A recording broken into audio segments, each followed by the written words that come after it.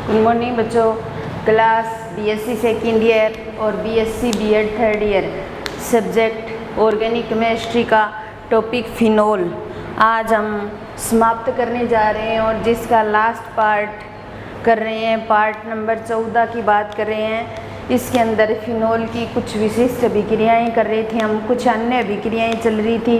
कल हमने last लीवरमान nitroso परीक्षण या लीवरमान नाइट्रोसो अभिक्रिया कर ली थी।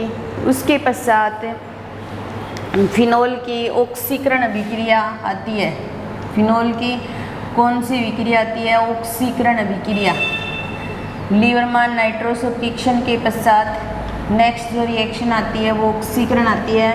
अगर हम फिनोल को, मैंने आपको जब फिनोल के फिजिकल प्रॉपर्टी करवाई थी तब भी बताया था कि जब फिनोल को खुला छोड़ दिया जाए या एनवायरनमेंट के संपर्क में रहे या ऑक्सीजन के संपर्क में आए तो उसका क्या हो जाता है? ऑक्सीडेशन हो जाता है और वो क्विनोन का निर्माण करता है, जिसकी वजह से उसका रंग कैसा हो जाता है? गुलाबी।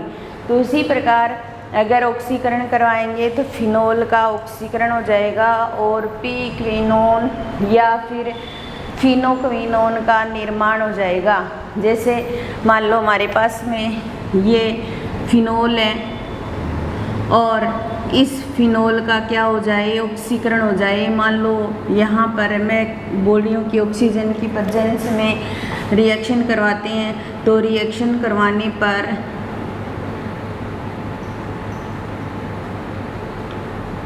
ये बन जाएगा, इसको बोला जाएगा पी क्विनोन।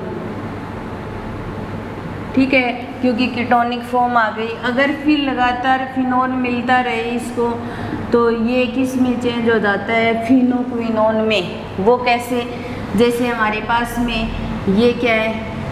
क्विनोन बन गया था, ये क्विनोन ले लिया, ठीक है। और इस क्विनोन के साथ में इधर हमारे पास में ये क्या है? फिनोल है। ये क्या है? फिनोल है। और फिनोल का ये H और ये वो आपस में बॉन्डिंग कर लेते हैं। इसी प्रकार इधर भी क्या होता है? दूसरे फिनोल का मॉलिक्यूल इसके साथ में बॉन्डिंग कर लेता है इस तरीके से और इसको बोला जाता है फिनोक्विनोन। क्या बोला जाएगा? फिनोक्विनोन। यानी कि अगर हमारे पास में फिनोल है और फिनोल एनवायरनमेंट के संपर्क में आता है या ऑक्सीजन के संपर्क में आता है तो पी क्विनोन और फिनोक्विनोन का निर्माण करता है। अगर मान लो हमारे पास में कोई भी फिनोल का मॉलिक्यूल है और उसके साथ में कोई अन्य ग्रुप जुड़ा हुआ है और हमें उसका ऑक्सीकरण करवाना है तो हम सीधा ऑक्सीकरण नहीं करवा सकते। इसके लिए हमें क्या करना पड़ेगा? इस OH समूह को संरक्षित करना पड़ेगा। संरक्षित का मतलब उसे सुरक्षित रखना पड़ेगा और सुरक्षित करने के लिए हमें कुछ तो करना पड़ेगा और सुरक्षित करने के लिए हम उसे क्या करवाएंगे? एसिटिल क्लोराइड के साथ अभिक्रिया करवाएंगे। तो जैसे देखिए हमारे पास यहाँ पर ये है बेंजीनिंग और इस बेंजीनिंग के साथ में यहाँ CH3 जुड़ा हुआ है और यहाँ पर OH जुड़ा है फिनोल। और फिनोल के पैरा कंडीशन पर क्या है? मेथिल, तो पैरा मेथाइल फिनोल है ये, ठीक है। क्या है? पैरा मेथाइल फिनोल है। और इससे हमें क्या करना है? पैरा हाइड्रोक्सी बेंजोइक एसिड बनाना है। हमें क्या करना है? बेंजोइक एसिड बनाना है। इससे हमें ये बनाना है और ये बनाने के लिए हमें क्या करना पड़ेगा? इस रिंग पर उपस्थित ग्रुप का ऑक्सीकरण करना पड़ेगा। ऑक्सीकरण करेंगे तो सबसे पहले OH का ऑक्सीकरण हो जाएगा क्योंकि वो फिनोल है और वायु के संपर्क में आते ही चेंज हो जाएगा। तो इसलिए पहले इसको संरक्षित करेंगे और इसको संरक्षित करने के लिए हम एसिटिल क्लोराइड के साथ रिएक्शन करवाएंगे। ये H और Cl HCl के रूप में बाहर निकल जाएंगे और इस बेंजीनिंग के साथ में ये OCOCH3 जुड़ जाएगा। OCOCH3 इसके साथ जुड़ जाएगा और ये HCl के रूप में बाहर निकल गया और यहाँ पर क्या है? CH3 है, ठीक है। फिर हम क्या करवाएंगे? इसका ऑक्सीकरण करवाएंगे ऑक्सीकरण करवाएंगे तो ये क्या है, ऊपर वाला ग्रुप जो मेथाइल ग्रुप है ये किस में चेंज हो जाएगा, कार्बोक्सिलिक ग्रुप में चेंज हो जाएगा और ये OCOCH3 रहेगा। ठीक है, फिर हम इसका क्या करवाएंगे, जल अपघटन करवाएंगे। तो जल अपघटन करवाने पर CH3COH तो बाहर निकल जाएगा और हमें यहाँ पर वापस क्या प्राप्त हो जाएगा, OH और यहाँ COH। तो इसका मतलब जब बेंजीनिंग पर कार्बोक्सिलिक ग्रुप जुड़ा होता है तो उसको बोला जाता है बेंजोइक एसिड, और बेंजोइक एसिड के पैरा कंडीशन पर OH ग्रुप है तो इसलिए इसको क्या बोलेंगे, पैरा हाइड्रोक्सी बेंजोइक एसिड। क्या बोलेंगे, पैरा हाइड्रोक्सी बेंजोइक एसिड। क्या बोल देंगे, पैरा हाइड्रोक्सी बेंजोइक एसिड। तो यहाँ पर हम जब फिनोल का ऑक्सीकरण करवाते हैं तो सीधा ऑक्सीकरण करवाएंगे तो क्विनोन और फिनोक्विनोन का निर्माण होगा। और अगर हमें पैरा मिथाइल फिनोल से पैरा हाइड्रोक्सी बेंजोइक एसिड बनाना है तो इसके लिए हमें क्या करना पड़ेगा, फिनोलिक ग्रुप को संरक्षित करना पड़ेगा। और इस फिनोलिक ग्रुप को संरक्षित करने के लिए इसे एसिटिल क्लोराइड के साथ में विक्रिया करवाएंगे और एसिटिल क्लोराइड के साथ विक्रिया करवाने पर ये OCOCH3 के अंदर चेंज हो जाएगा और HCl बाहर निकल जाएगा। फिर हम ऑक्सीकरण करवा सकते हैं। अब हम ऑक्सीकरण करवाएंगे तो इस ग्रुप का ऑक्सीकरण नहीं होगा। इसका मतलब ये हुआ कि फिनोलिक ग्रुप क्या हो गया, हमारा संरक्षित हो गया है, सुरक्षित हो गया है, उसको हमने संरक्षित रूप में ले आए। और अब हम CH3 का ऑक्सीकरण करवा देंगे और CH3 का ऑक्सीकरण करवाएंगे तो ये कार्बोक्सिलिक ग्रुप में चेंज हो जाएगा और फिर हम जल अपघटन करवाएंगे तो ये ग्रुप बाहर निकल जाएगा और यहाँ वापस OH आ जाएगा। वापस सुरक्षित ग्रुप को वापस फिनोलिक ग्रुप में ला सकते हैं हम और पैरा हाइड्रोक्सी बेंजोइक एसिड बन जाएगा। तो ये एक नॉर्मल सा फिनोल का ऑक्सीकरण था। इसके अंदर एक कंडीशन और होती है कि अगर हम ऑक्सीकरण पर सल्फेट की उपस्थिति में करवाएं, मान लो ये फिनोल है, ठीक है, और इस फिनोल को K2H2O8 की प्रेजेंस में, पर सल्फेट की प्रेजेंस में अगर ऑक्सीकरण करवाते हैं तो इसके अंदर एक OH के साथ साथ एक और OH भी जुड़ जाता है, यानी एक और OH आ जाता है। तो इसलिए इस अभिक्रिया को बोला जाता है एल्बस परसल्फेट अभिक्रिया। इसलिए इसके नाम से इस रिएक्शन को बोला जाता है एल्बस परसल्फेट अभिक्रिया। ये बोल सकते हैं एल्बस परसल्फेट अभिक्रिया।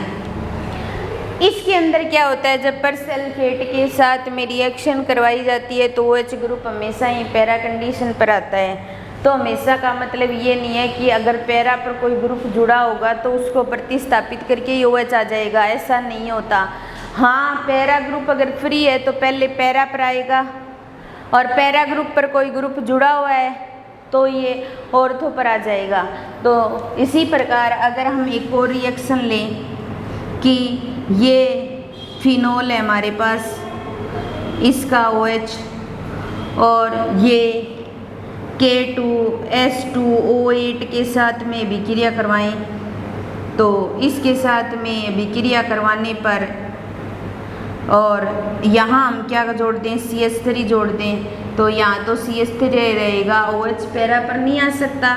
अब कहाँ आएगा, ऑर्थो पर आएगा। और इस रिएक्शन को बोला जाता है एल्बस परसल्फेट अभिक्रिया। अगर परसल्फेट की उपस्थिति में रिएक्शन करवाते हैं तो उस रिंग के अंदर एक OH और आ जाता है और आने का मतलब ये है कि वो हमेशा ही कहाँ आएगा, पैरा कंडीशन पर आएगा। अगर पैरा कंडीशन बुक है पहले से ही ऑलरेडी वहाँ पर कोई ग्रुप जुड़ा हुआ है तो वो कहाँ आएगा, ऑर्थो पर आएगा। तो पहली कंडीशन तो क्या होती है कि हमें परसल्फेट की उपस्थिति में अगर रिएक्शन कराने हैं ना तो उस ग्रुप को कहाँ जोड़ना है, पैरा पर ही जोड़ना है। अगर पैरा वाली कंडीशन पर कोई ग्रुप जुड़ा हुआ है तो फिर वो ग्रुप कहाँ जाएगा, ऑर्थो पर जाएगा। बाकी बेंजीनिंग के अंदर 2 OH ग्रुप उपस्थित होंगे, यानी कि परसल्फेट की उपस्थिति में करवाएंगे फिनोल को रिएक्शन तो फिनोल का एक OH तो पहले ही ऑलरेडी वहाँ प्रेजेंट है और दूसरा OH और आ जाएगा। अब देखिए ये क्या बन जाएगा, जब एक OH यहाँ हो, एक OH यहाँ हो, इसको कैटेकोल बोला था हमने, और 4 नंबर कंडीशन पर मिथाइल ग्रुप आ गया तो 4 मेथिल कैटेकोल बन जाएगा, कैटेकोल। तो इसका नाम हो जाएगा 4 मेथिल कैटेकोल।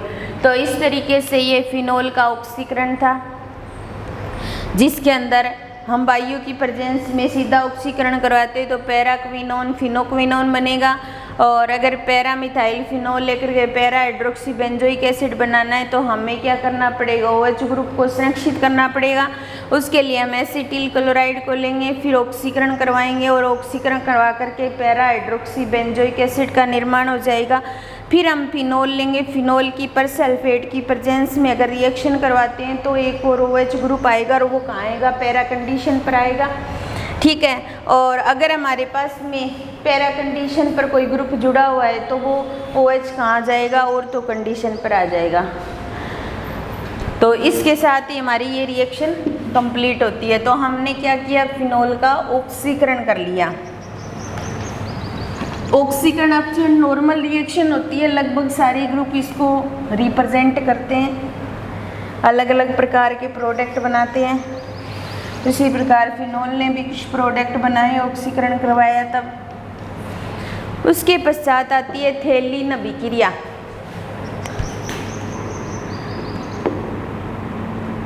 क्या आती है, थैलीन अभिक्रिया।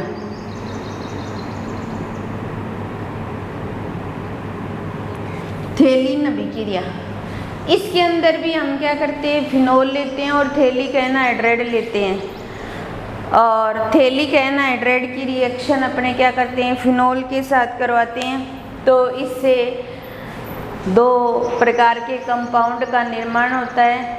जब हम थैलिक एनहाइड्राइड की रिएक्शन थैलिक एसिड के साथ करवाते हैं तब तो क्या बनता है, फिनोफ्थैलीन, जो एक सूचक होता है। जब हम लैब के अंदर प्रैक्टिकल करते हैं तो उस टाइम फिनोफ्थैलीन को काम में लिया जाता है सूचक के रूप में, और ये क्या करता है, क्षारीय माध्यम में गुलाबी कलर भी शो करता है।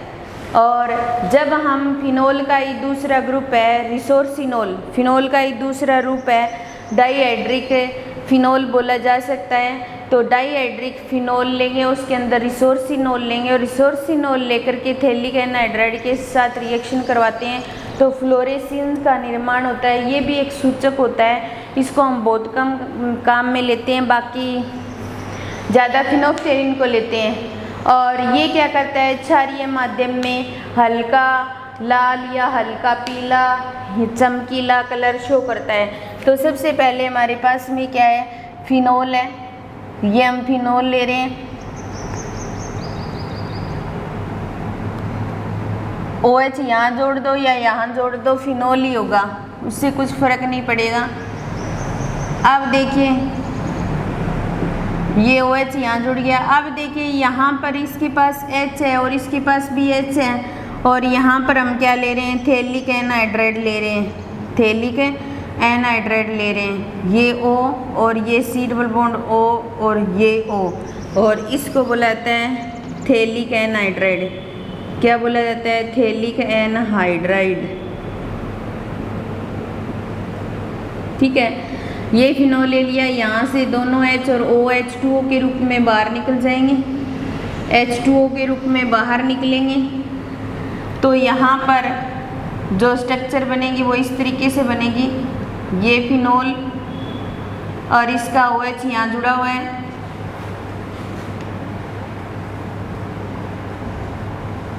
ये OH, और ये दोनों क्या करेंगे, इस कार्बन के साथ जुड़ जाएंगे, इस कार्बन के साथ यहाँ बेंजीनिंग जुड़ी हुई है, जोड़ दी हमने, और ये C डबल बॉन्ड O और ये दोनों O से जुड़े हुए हैं, और ये क्या है, फिनोफ्थैलीन, क्या है, फिनोफ्थैलीन, जो क्या करता है, क्षारीय माध्यम में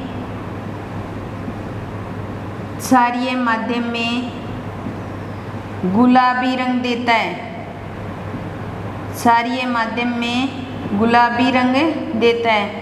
तो फिनोफ्थैलीन जो है वो क्षारीय माध्यम में गुलाबी रंग देगा।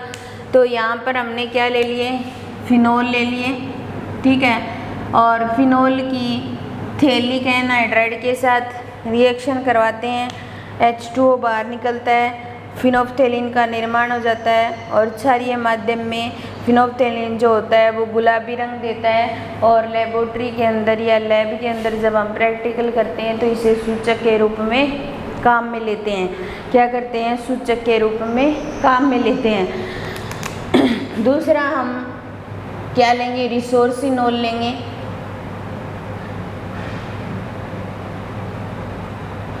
एक OH यहाँ जुड़ा हुआ है मान लो और एक OH यहाँ जुड़ा हुआ है, ये डाईहाइड्रिक एल्कोहल या फिर इसको बोला जा सकता है रिसोर्सिनोल। और दूसरा रिसोर्सिनोल का जो मॉलिक्यूल है वो यहाँ लेते हैं। इसके अंदर जो रिएक्शन होती है वो 2:1 के अनुपात में होती है। ठीक है, 2 मॉलिक्यूल तो फिनोल के लिए, एक मॉलिक्यूल थैलिक एनहाइड्राइड का लिया, फिर 2 मॉलिक्यूल किसके ले रहे हैं? रिसोर्सिनोल के। क्या ले रहे हैं? रिसोर्सिनोल के। 2 मॉलिक्यूल तो क्या ले रहे हैं? रिसोर्सिनोल के। और एक मॉलिक्यूल ले रहे हैं थैलिक एनहाइड्राइड का। ठीक है, ये ले लिया हमने और लेकर के रिएक्शन करवाएंगे। तो C डबल बॉन्ड O और C डबल बॉन्ड O और यहाँ पर आ जाएगा O और ये यहाँ पर H भी प्रेजेंट है इनके साथ में, तो ये H क्या करेंगे? इनके साथ में रिएक्शन कर लेंगे और यहाँ से H2O बाहर निकल जाएगा और रिसोर्सिनोल इसके साथ जुड़ जाएगा और एक OH यहाँ से बाहर निकल जाएगा तो 2H2 हो जाएगा। तो ये दोनों ऐसे जुड़ जाएंगे एक दूसरे के साथ, रिंग के साथ ऐसे जोड़ दिया हमने। ठीक है, एक OH यहाँ प्रेजेंट है और एक OH यहाँ प्रेजेंट है और ये दोनों क्या करेंगे? इस कार्बन के साथ जुड़ जाएंगे।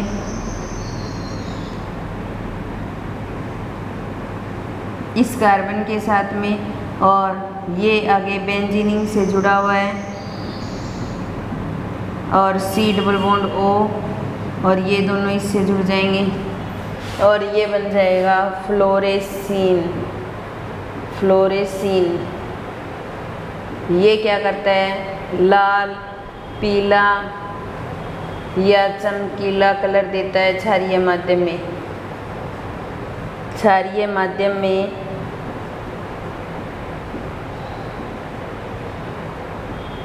लाल, पीला और चमकीला कलर शो करता है, फ्लोरेसीन बन जाएगा। तो ये थी थैलीन अभिक्रिया जिसके अंदर अपने क्या करवाते हैं? फिनोल लेते हैं और फिनोल की थैलिक एनहाइड्राइड के साथ रिएक्शन करवाते हैं जिससे फिनोफ्थेलिन बनता है जो क्षारीय माध्यम में गुलाबी रंग देता है। और रिसोर्सिनोल भी थैलिक एनहाइड्राइड के साथ रिएक्शन करता है, 2H2O के मॉलिक्यूल बाहर निकालता है, फ्लोरेसीन का निर्माण करता है और क्षारीय माध्यम में लाल, पीला या चमकीला या हल्का लाल, हल्का पीला, चमकीला कलर देता है। तो इसके साथ हमारी थैलीन अभिक्रिया कंप्लीट होती है।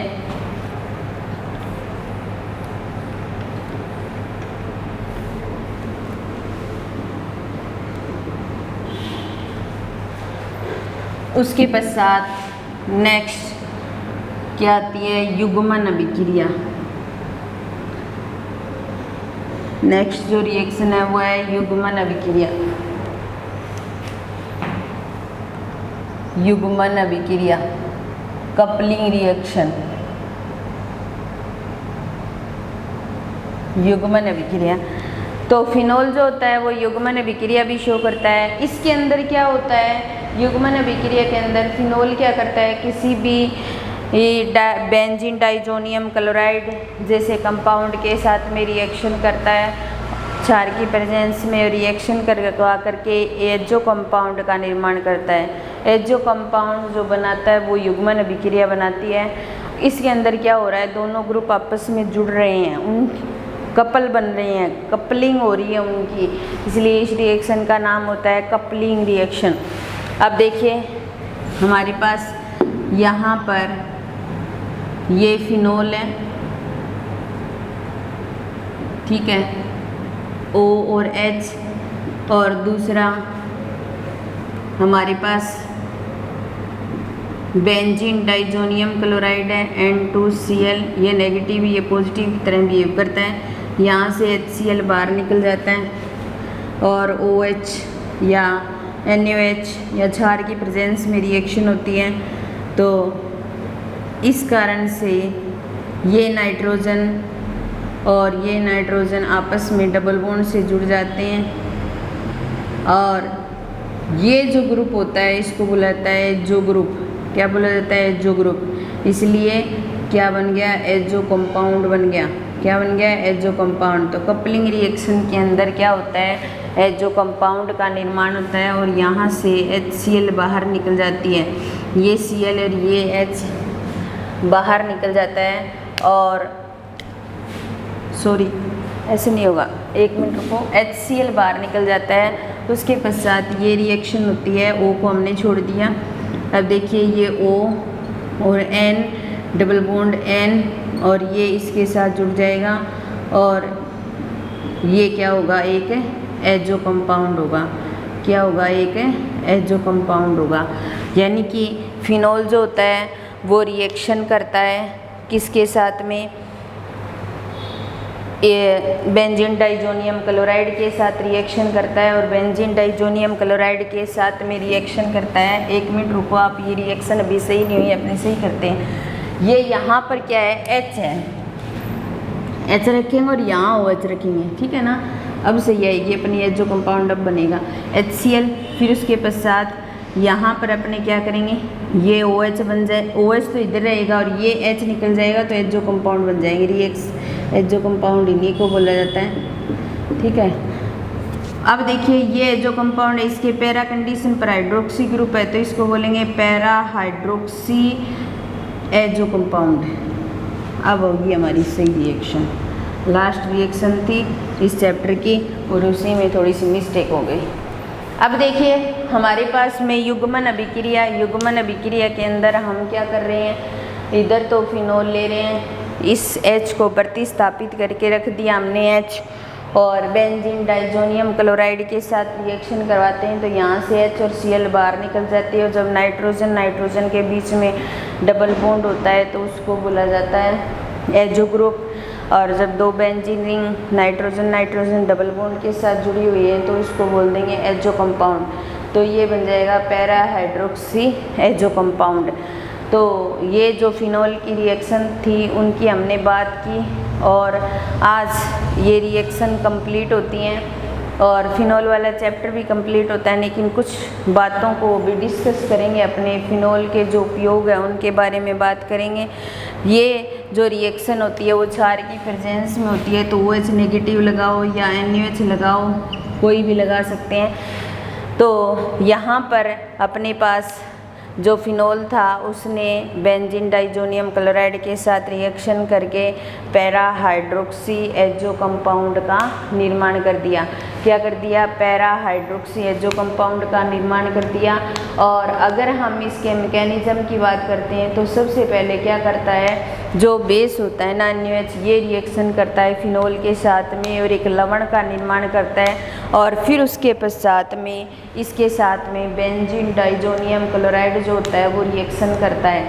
अब देखिए हमारे पास में इसके थोड़ा सा मैकेनिज्म और कर लेते हैं, आपको ज़्यादा अच्छे से समझ में आ जाएगा ये रिएक्शन कैसे हुई है। जैसे हमारे पास में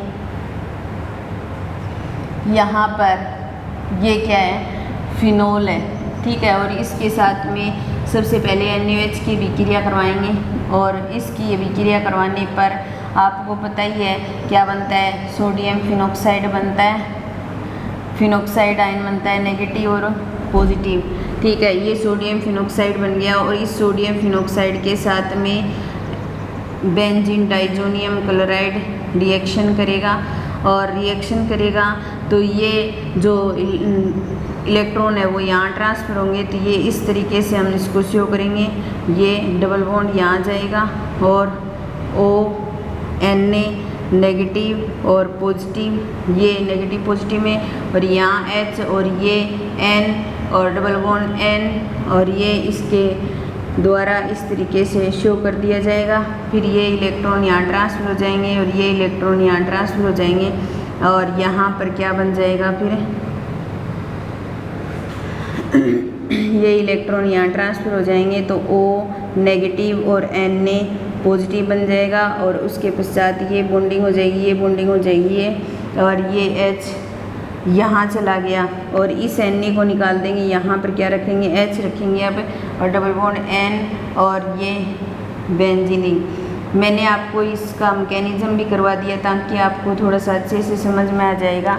तो ये पैरा हाइड्रोक्सी एचो कंपाउंड का निर्माण हो गया। क्या हो गया, पैरा हाइड्रोक्सी एचो कंपाउंड का निर्माण हो गया। फिर उसके पश्चात फिनोल चैप्टर कर लिया, इसलिए थोड़े से उपयोग की बात और कर लेते हैं। फिनोल के चैप्टर हमारा कंप्लीट हो गया है, थोड़े से उपयोग करवा देती हूँ। वैसे पेपर में पूछते तो नहीं है, फिर भी कर लेते हैं, अपने को पता होना चाहिए फिनोल क्या करता है। फिनोल ने क्या किया था, पिक्रिक एसिड बनाया था, ठीक है, बनाया था हमने। फिनोल ने क्या किया था, बेकेलाइट बनाया था। अब देखिए फिनोल से हम क्या कर सकते हैं, पिक्रिक एसिड बना सकते हैं, बेकेलाइट बना सकते हैं। बेकेलाइट एक क्या है, पॉलीमर है, ठीक है। फिनोल का उपयोग दवाइयों के अंदर किया जा सकता है, फिनोल का उपयोग दवाइयों के अंदर किया जा सकता है। जैसे एस्प्रिन जो दवाई होती है उसके अंदर फिनोल प्रेजेंट होता है, ठीक है। फिनोल का कीटनाशी के रूप में भी उपयोग कर सकते हैं। कीटनाशियों की जो दवाइयाँ बनती हैं उनके अंदर भी इनका उपयोग किया जाता है। जो फिनोल है उसका उपयोग प्रतिरोधी के रूप में भी करते हैं, ठीक है, या फिर जो स्याही के संरक्षक के रूप में भी काम में लिया जाता है। स्याही के संरक्षक के रूप में भी फिनोल का उपयोग किया जाता है। तो फिनोल जो होता है वो पिक्रिक एसिड बना सकता है, बेकेलाइट बना सकता है। फिनोल का निर्माण दवाइयों के अंदर किया जा सकता है, जैसे एस्प्रिन दवाई होती है उसमें फिनोल प्रेजेंट होता है। फिनोल का उपयोग कीटनाशी के रूप में भी कर सकते हैं, प्रतिरोधी के रूप में, स्याही के संरक्षक के रूप में भी काम में लिया जा सकता है। फिनोल से हम साइक्लोहेक्सेनोल भी बना सकते हैं। फिनोल से हम साइक्लोहेक्सेनोल भी बना सकते हैं। साइक्लोहेक्सेनोल जो होता है वो एक प्रकार का विलायक होता है, बहुत अच्छा विलायक होता है, और विलायक के रूप में इसको काम में ले सकते हैं। तो ये थे फिनोल के उपयोग। आज हमारा फिनोल वाला चैप्टर कंप्लीट हो गया है। आप बार बार पढ़ना, इनको देखना, और नोट्स आपको भेज दिए हैं उनको देख लेना और अपनी पढ़ाई को जारी रखना। उसके पश्चात अगला हम नेक्स्ट चैप्टर नेक्स्ट क्लास में स्टार्ट करेंगे।